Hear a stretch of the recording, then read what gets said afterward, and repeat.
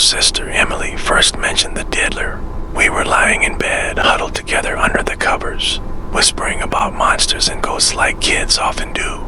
Emily was only 6 years old at the time, with big brown eyes that sparkled with curiosity.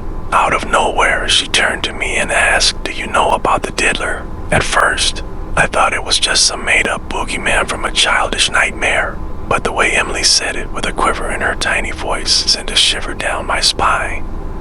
"What's the Diddler?" I pressed her, trying to sound braver than I felt. Emily burrowed deeper into the blankets, her eyes wide with fear.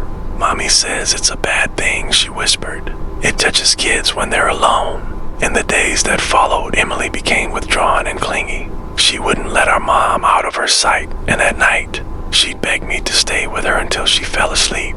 I tried to reassure her that the Diddler was just a silly story, but deep down, I was getting spooked. One evening, I was in my room doing homework at my desk. Emily was supposed to be in bed, but I heard a faint rustling outside my door.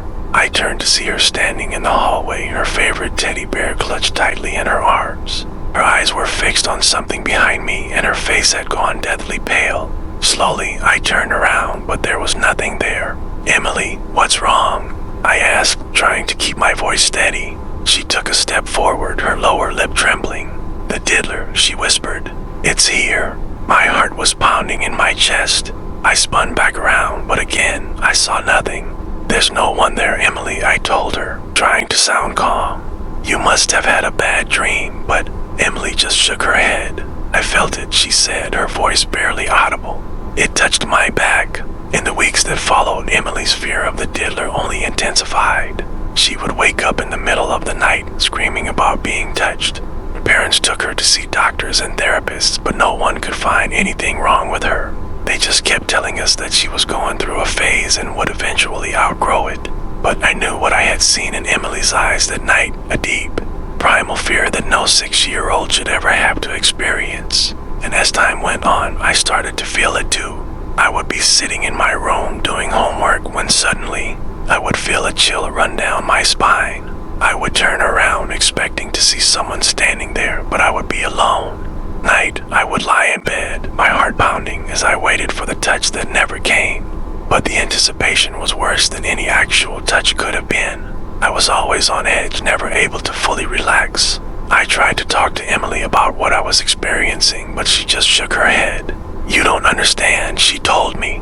"The Diddler only touches kids." As the months dragged on, Emily's fear of the Diddler began to consume her. She stopped playing with her friends, stopped going to school, stopped leaving our house. She was convinced that the Diddler was waiting for her out there, just beyond the safety of our front door.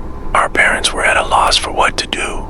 They tried everything to reassure Emily, from installing security cameras to hiring a bodyguard to watch over her, but nothing seemed to work.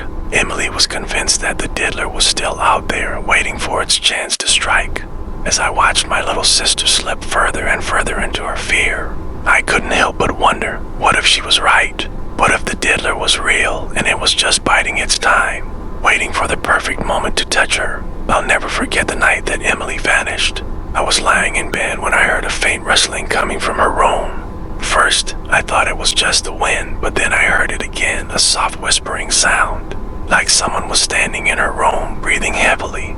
I threw off my covers and rushed down the hallway, my heart pounding in my chest. When I burst into Emily's room, I was met with a sight that will haunt me for the rest of my life. Emily was sitting up in bed, her eyes wide with terror, and standing over her was a dark, shadowy figure. Figure was tall and gaunt, with long fingers that ended in sharp, pointed nails. It was reaching out towards Emily, its fingers inches from her face, and as I watched in horror, it reached out and touched her cheek. Emily let out a blood-curdling scream as the figure vanished into thin air. Rushed over to her, pulling her into my arms as she sobbed uncontrollably. "It touched me," she kept saying over and over again.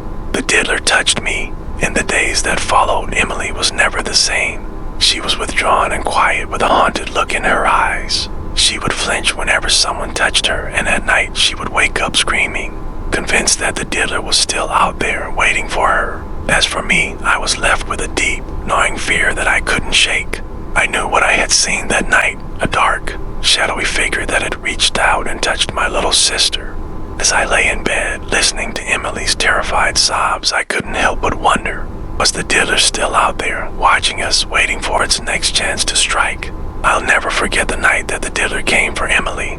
It was a night that changed me forever, a night that left me with a deep, abiding fear of the dark. As I sit here now, writing down my story, I can't help but feel a chill run down my spine. Because even though it's been years since that fateful night, I still can't shake the feeling that the Diddler is out there, watching me, waiting for its chance to touch me too.